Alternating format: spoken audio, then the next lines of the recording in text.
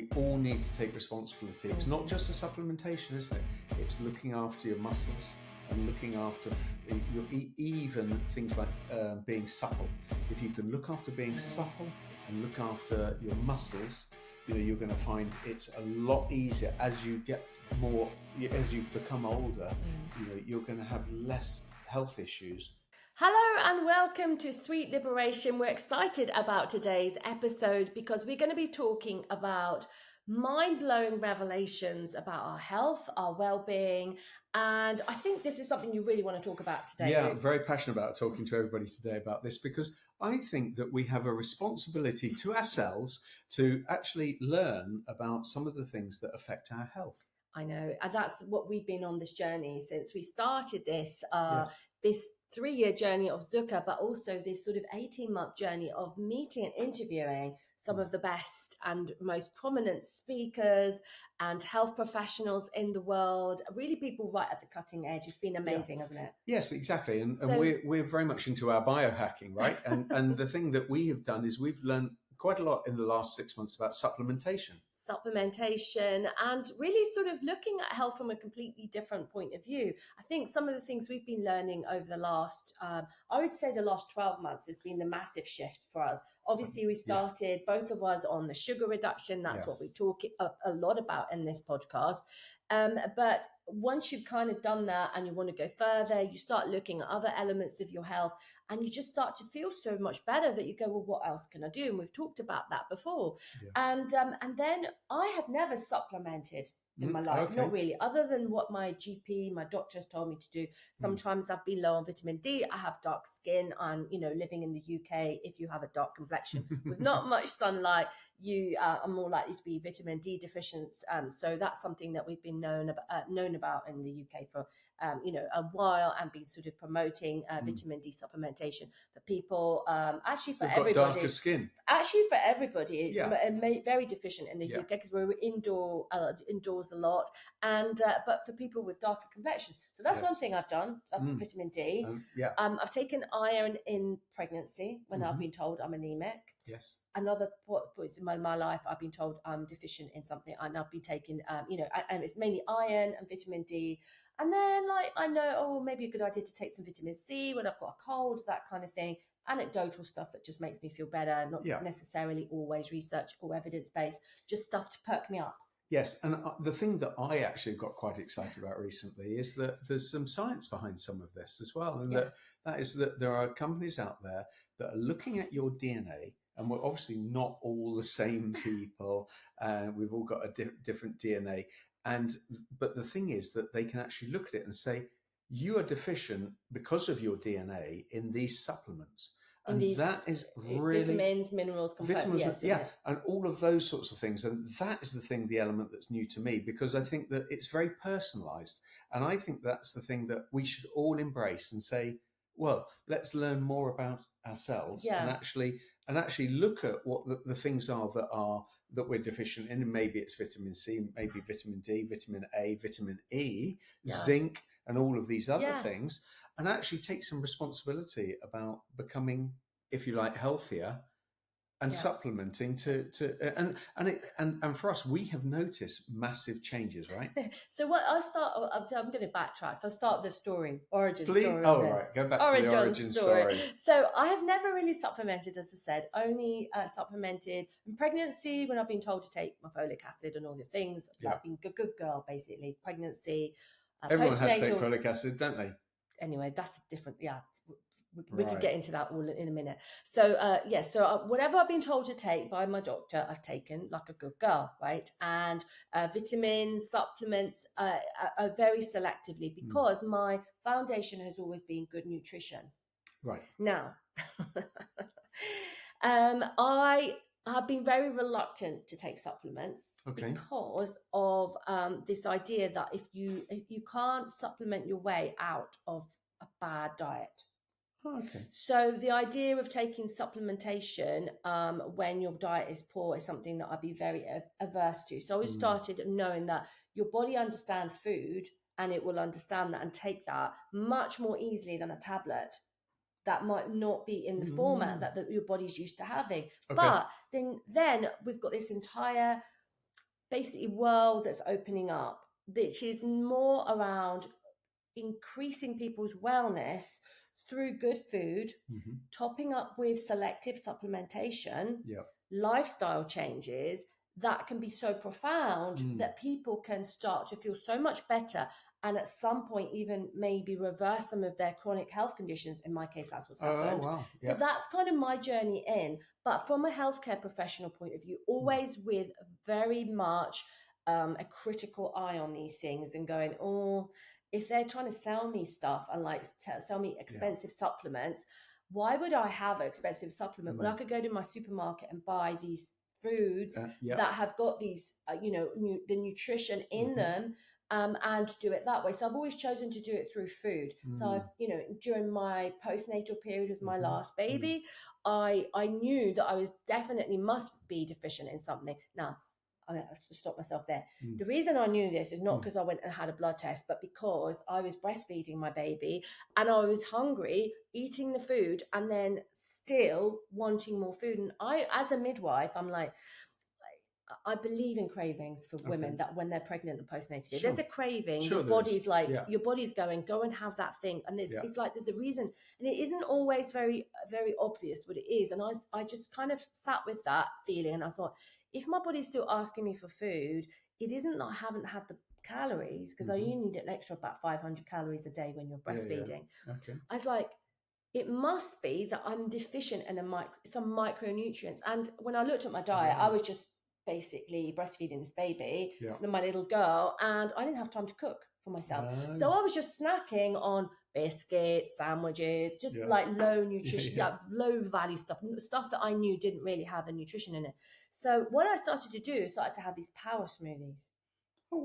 And I would just pack everything into these smoothies, greens and veggies and fruit and nuts and nut oils and a few other things, packed them in, and then all the cravings disappeared. So I was like, I was clearly like deficient in micronutrients. I felt it because immediately the cravings disappeared. I was like, right, my body, now that it's had the nutrition it needs, it's not craving. So that was something I kind of learned just by my own intuition of listening to my body. So from a healthcare professional point of view, I've always been said, if there isn't any data or evidence around this, don't do it. Don't supplement unless you have to do it. Take a blood test if the person's deficient, etc. But the problem is, you don't always know what you're checking for. You could have a blood, there are thousands of blood tests that you can have for all different things, and you don't know what you're always testing for. And a lot, what we've been recently finding out, just from watching people that are in the health, nutrition and scientific spaces, talking about their findings, talking about their clinical data that they have, gathered through, the work that they've been doing, that everybody's made slightly differently. We have different DNA, and depending on your DNA, you might be more predisposed to having deficiencies that another person doesn't. So so that's the thing that we've been learning. So you could talk about that. I just wanted to kind of sort of give that background. Yes, because the thing is that I hadn't realized how important it is to know about that background and know about the DNA and understand the things that we could be deficient in. And I recently learned about the vitamin D. I hadn't realized that if your skin is fairly fair-skinned, a bit like mine, you actually absorb vitamin D a lot faster than somebody that's dark-skinned. I didn't know that. Yes. But I think we owe it to ourselves to actually get educated, don't we? Yes. About the things that we're likely to be, deficient in. We all know that we should have vitamin C. Nobody wants to, the days of us having scurvy and things have obviously long gone. But, we're not sailors. No, we're not sailors anymore.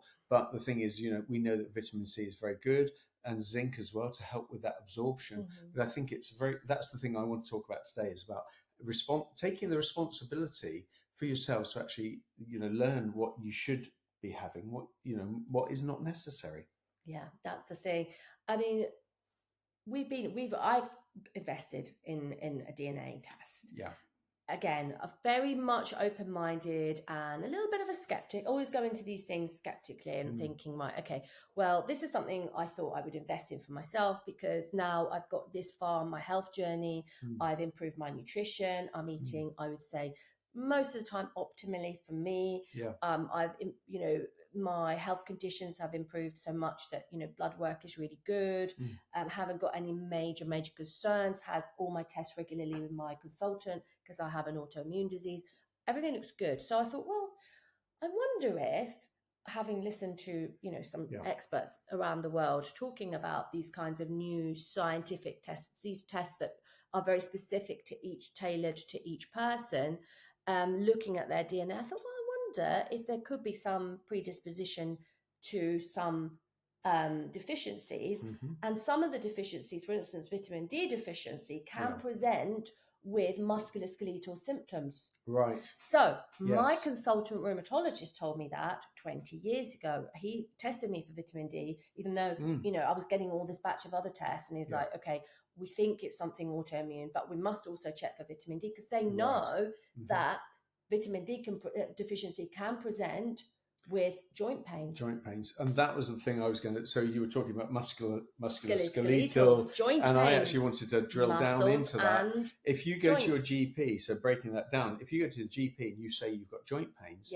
they may talk to you about having rheumatoid arthritis. That's what some experts say. Because we've had...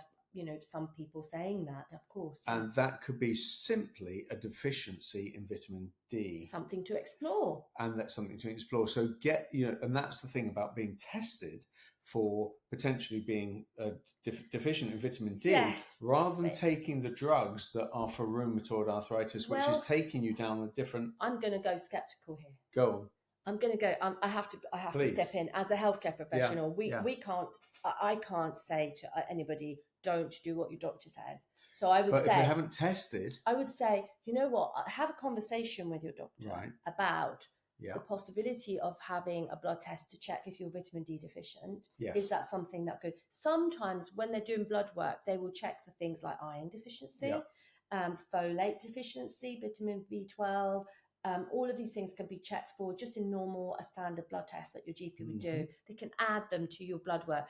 And if you have a good relationship with your GP, it's worth kind of exploring those things, as well as, looking at more of the serious symptoms as well. So you would kind of do them in a joined up way, integrative approach where you look at things together. And for sure, I think vitamin D is one of those things that so many people in the Northern Hemisphere are walking around with a deficiency. It's worth exploring it, isn't it?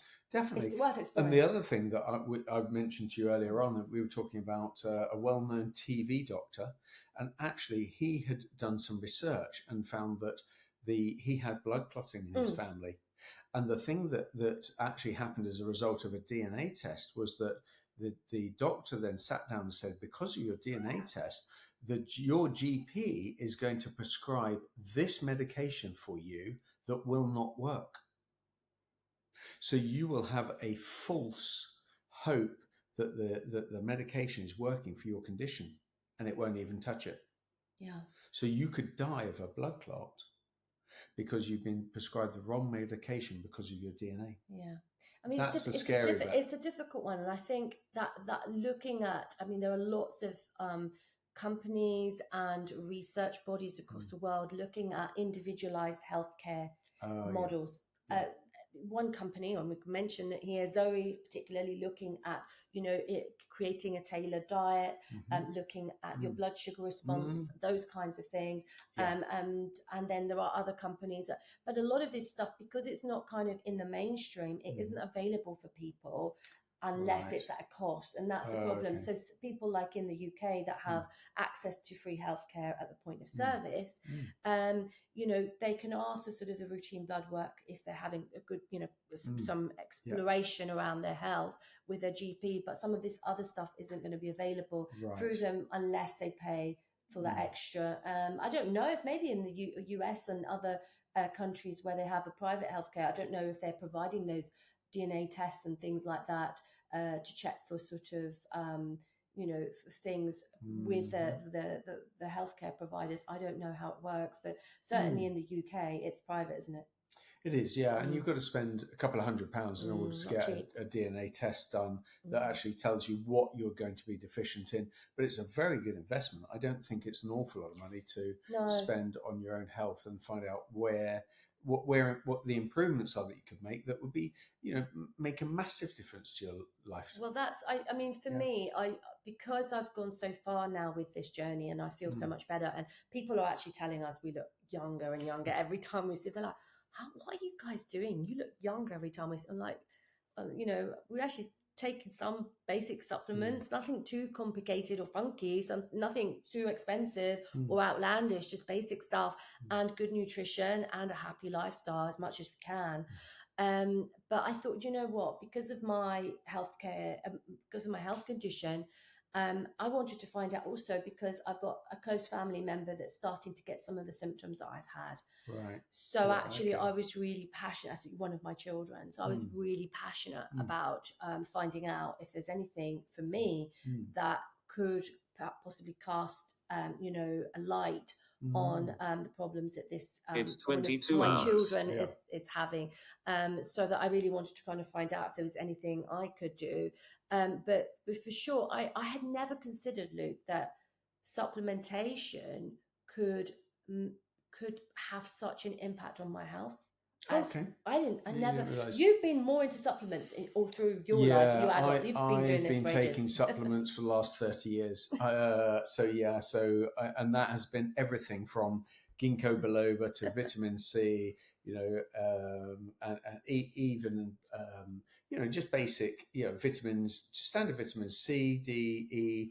A lot of those things I've been taking for the last 30 years. Yes, but you have a very close family member, your sister Jane Goddard, who's an eminent sort of, say, leading in the science of intuitive health. Yes. And she's a homeopath and an expert of complementary therapies. Yes. So she's always be there to sort of guide you if you've had any questions, I suppose. Absolutely. And it also, with my sister, she has had things like the rheumatoid arthritis, and so therefore she's had to take a very close look at her own health. And she's made an amazing, and she's done amazing absolutely things. Amazing. Yeah. And so yes, talking to somebody that actually has that or knows the background and knows about taking supplementation, and I think going back to the point we're making is that I think it's important to have the right supplements.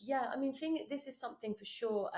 I've always, as I said, taken a very skeptical view of these things because I just think, start with the food but actually some of the stuff just isn't. It just our lifestyle nowadays. We are sedentary.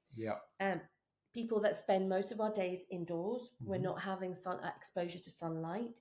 In my case, even if I do have exposure to sunlight, I have to be very careful because of my autoimmunity. I can actually it can trigger off a flare. So sunlight can be a real no for me. So I have to be very careful. So then, as a default, I am going to be vitamin D deficient. That's every time I have a blood test, it's shown that. Not this time, I haven't been. This time I'm normal figures. I had lots of vitamin D over the last year, and my blood works recently I had were perfectly normal. Everything was perfect, so I'm really happy about that.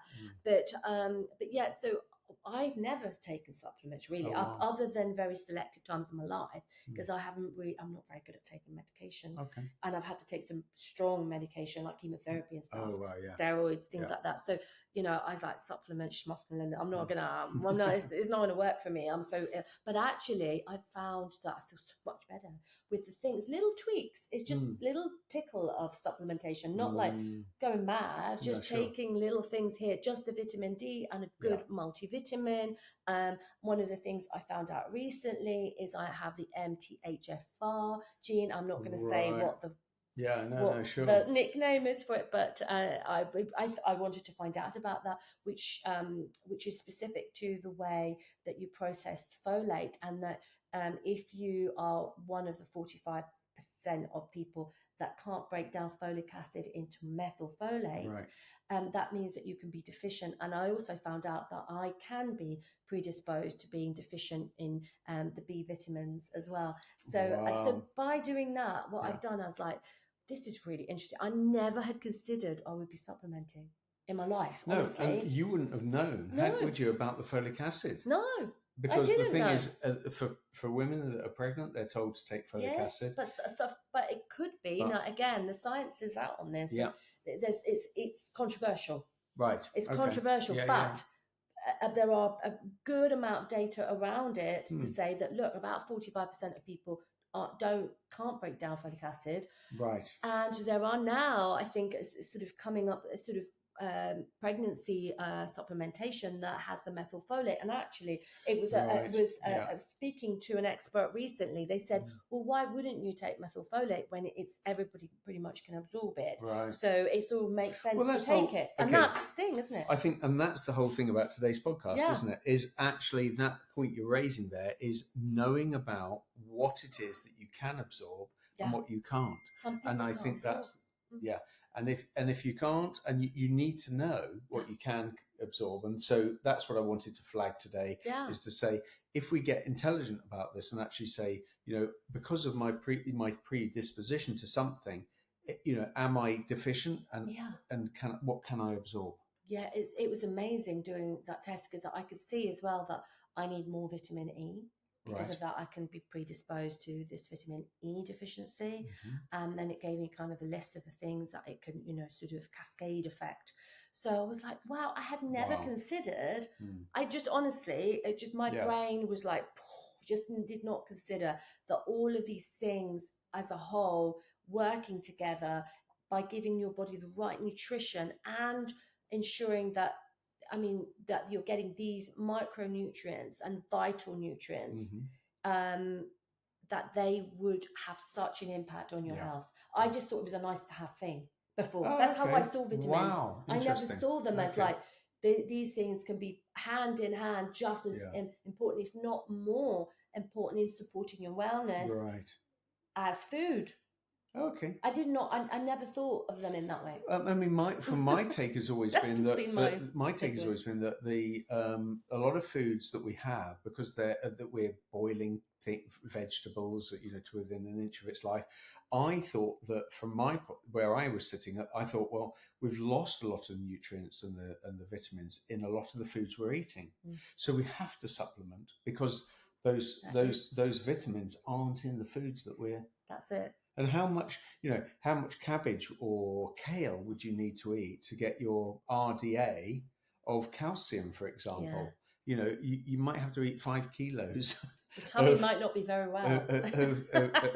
of kale in order to actually get the right amount of supplements. So I would say to anybody, get smart on these things and actually start looking at the things that would actually really, really benefit. Yeah. Because it's benefited us massively, which is why we want to share it. That's right. I feel that's the thing. And the feedback we're getting. Yeah. And that's the thing, when people don't see us for a few months and they're like, they say, what you do? They literally, the first thing that comes out of their mouth is like, what are you doing? Yeah. I'm like, what? What are you doing? What is it that you're doing to keep yourself so well? You look so much better than when I last saw you. What are you doing? You seem to be getting younger. And nearly everybody we're having these conversations with, and I don't notice it. Honestly, I just get on with my day, I do feel better. And when I look back at photos now, that's the thing. I was just going through my phone and I was looking at photos I was like, my goodness, that was 5 years ago. I actually look 10 years older 5 years ago than I do now. 10 years older than I am now 5 years ago. That's really scary. What was I doing to myself? Not sure. It's before my sugar-free journey. Yeah, and that's the thing, isn't it? Is that if people are sort of looking at, what can they do, and say that's why we wanted to share things today, isn't it? Is that, can people, turn that body clock back? I wonder.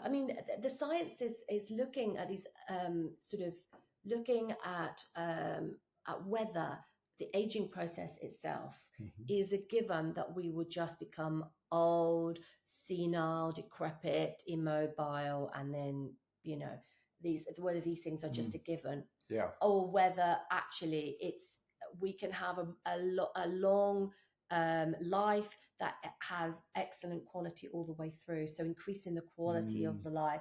We've talked about this a lot during this podcast, but what role does supplementation play in that?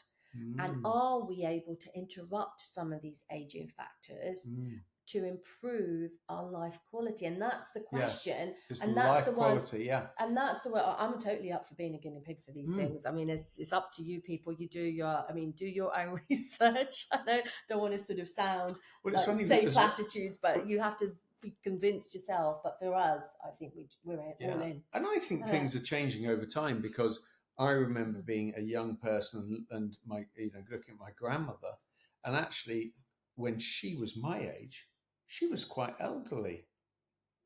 But I don't think of myself. Away your age. I'm not talking You've about. You've just had a birthday recently. No, I haven't. Anyway, so no.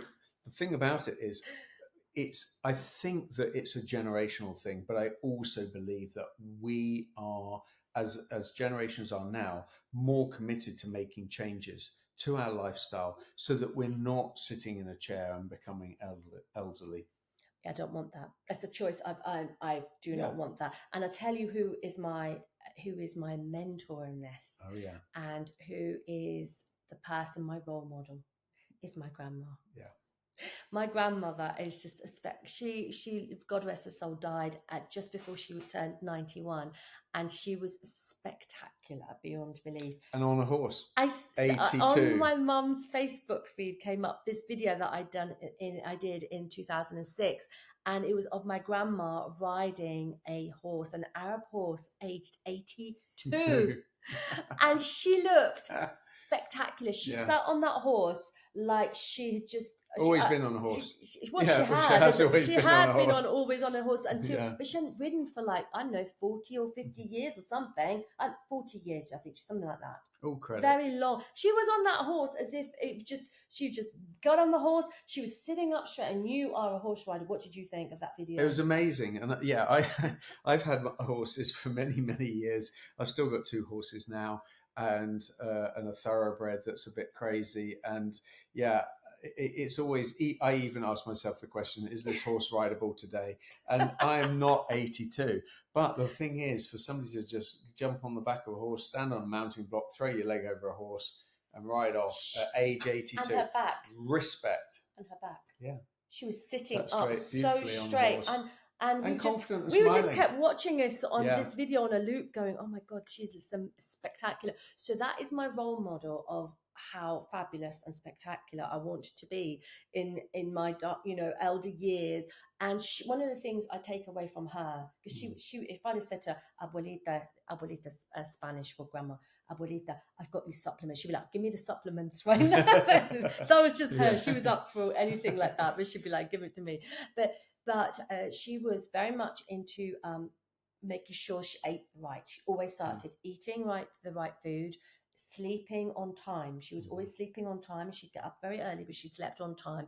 She had her little rituals, self-care rituals, and she always got up and got dressed in the morning, put her beautiful little pearls on, little pearl necklace and earrings, perfume, little bit of face powder, and a little bit of lipstick, and did her hair, and she would start off the day looking fabulous. Beautiful. Every single day. She said, I am not going to be walking around in my nightdress. She said, that is not what I'm going to do. And she had rules of the living. That's the key to youth. She said, I am not walking. You will never see me in my dressing gown. She said, you will never see me walking around in my nightie. That's not happening. She used to say, I am not old. Do not call me old. She said, how dare you? And she would laugh. She goes, how dare you call me old? I'm a young lady. And that's the key. And that's the thing. So the thing is, that is the key. And it is all about, and that actually feeds in beautifully to, getting up, doing your regime. She did. Hair, if you're a man, shaving, getting all of those things, exercising. Yeah. And the fittest people I've ever, met is, actually ballet dancers, where they're still age 90 and they're doing leg swinging and they're working on the bar. Amazing. And those are the people. She was amazing. She was spectacular. That's how to stay young. And it was the mindset. But the mindset, she's I don't accept to get old. No. She says, don't call me an old woman. She says, I'm not an old woman. She said, I don't accept it. And so because of that, this mindset of youth, and if you saw her, she looked spectacular right till the last day. And I'm just like, I'm all in. to be like her. So I'm walking in her footsteps. I hope, I pray. Well, that I can and I follow. want to, copy that. I mean, 82, leg over a horse. Yeah, for sure. Arab horse. I know. And she just looked so relaxed and confident on Brilliant. it. It was just that fantastic. So that's a goal for me. That is a goal for me. I know. Hashtag life goals. Be like my abuelita. Hashtag life goals. Life goals. I know. Be like my abuelita Rosita. She was spectacular. So that's my my mentor and my role model. And I hope that I can meet those high standards by taking care of myself. And if I have to tweak a little bit with a bit of supplementation here and there, I'm all in for that. And I think also as well, the other thing is managing atrophy. Oh, yeah. Because the thing is that we all need to take responsibility. It's not just a supplementation, isn't it? It's looking after your muscles and looking after your even things like being supple.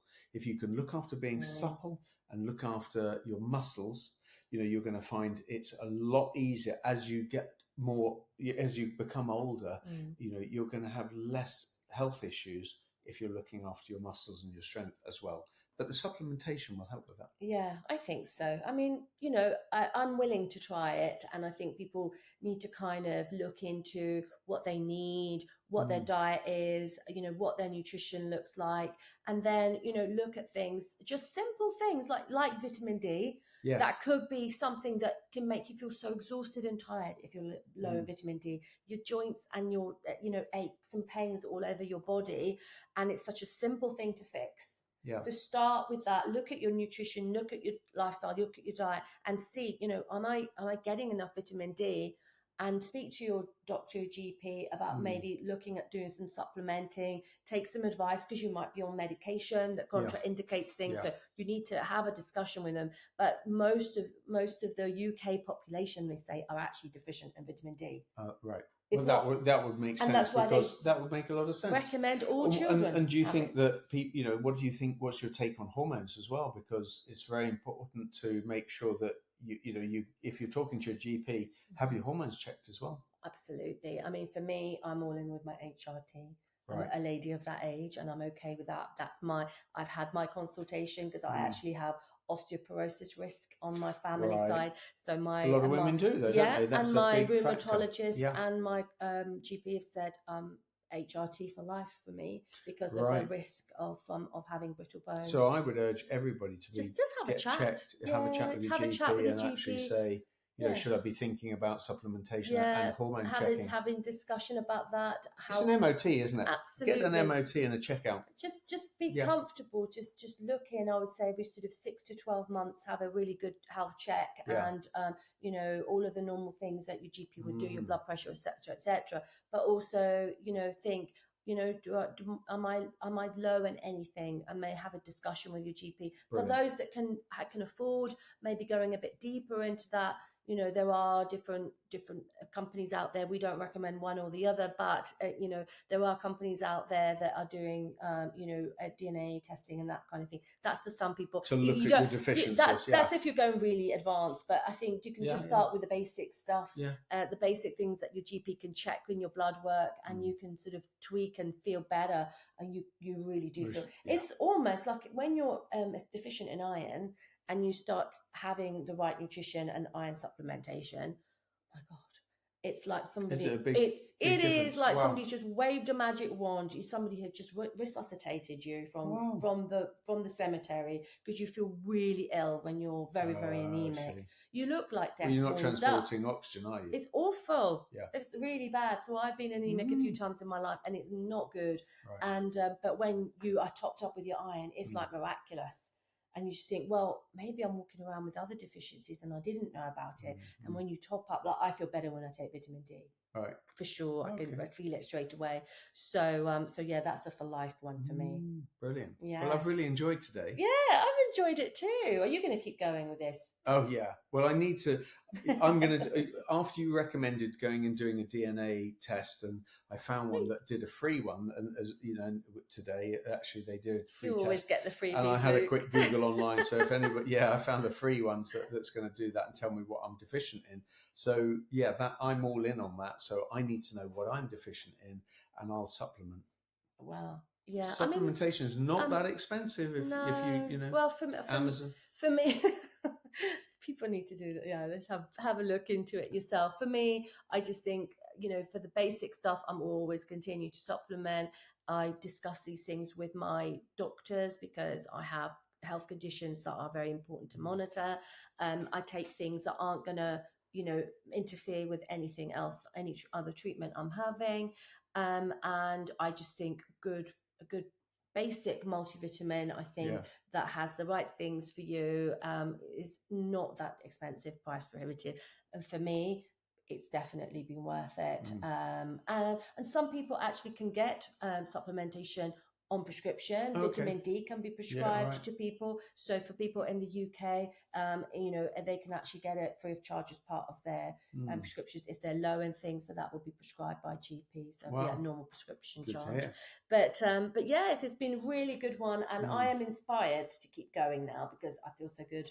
Yeah, I am. And as I say, testing and finding out what I'm deficient in is the thing that I wanted to bring to today's podcast and encourage people to do the same. To think about it, do the same, go out there and explore what things might be that you could tweak in your life and supplement on, perhaps, to make you feel better. Yeah. And this is a lifelong journey of us enjoying life to the max for as long as possible. Absolutely. So with that said, we'll love you and leave you, and we can't wait to catch you next time on the Sweet Liberation podcast. Bye for now. Bye for now.